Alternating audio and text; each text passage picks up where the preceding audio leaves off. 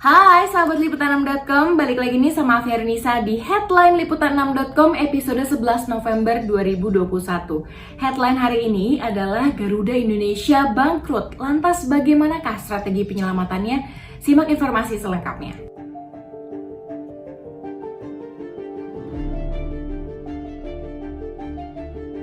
Garuda Indonesia di ujung tanduk. Bagaimana tidak, maskapai berkode emiten GIAA ini mencatat kerugian sebesar 1,33 miliar US dollar atau sekitar 18,95 triliun rupiah sampai kuartal 3 tahun 2021 ini. Sayangnya, jika dibandingkan dengan periode yang sama tahun lalu, kerugian Garuda Indonesia bertambah dari 1,07 miliar US dollar atau sekitar 15,24 triliun rupiah per September 2020. Wakil Menteri BUMN Kartika Wirjoatmojo mengatakan dropnya tingkat neraca keuangan Garuda Indonesia disebabkan juga oleh adanya PSAK 73 yang dilakukan perusahaan pada 2020 hingga 2021 ini yang menyebabkan dampak penurunan ekuitas semakin dalam karena pengakuan utang masa depan lesor. Secara teknis, Indonesia dapat dikatakan bangkrut karena secara praktik, sebagian kewajiban Garuda Indonesia sudah tak dibayar.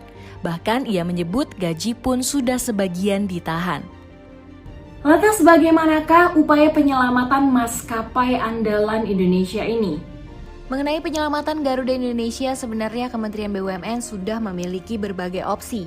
Yang pertama, pemerintah akan terus mendukung Garuda Indonesia melalui pemberian pinjaman dan suntikan ekuitas.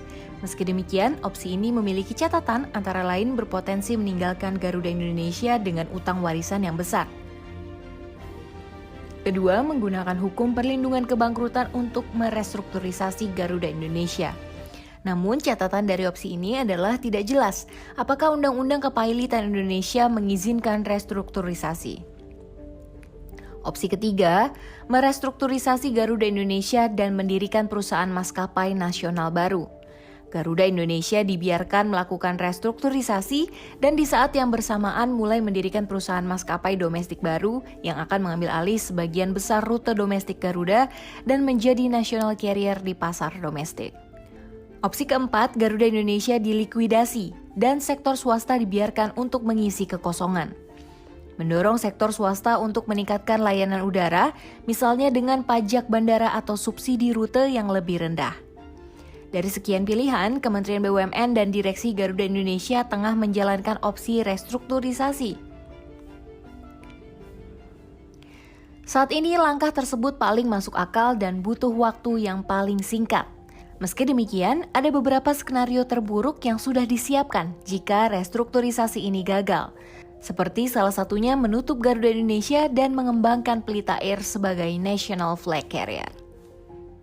Sementara itu, ekonom yang menjabat sebagai Direktur Center of Economics and Law Studies, yaitu Bima Yudhistira, mengatakan bahwa beban hutang yang terlalu besar membuat Garuda Indonesia sulit untuk diselamatkan.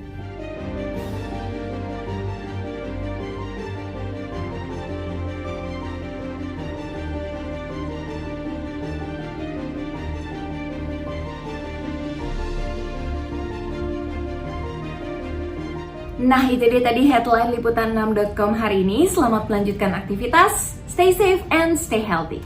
Dah!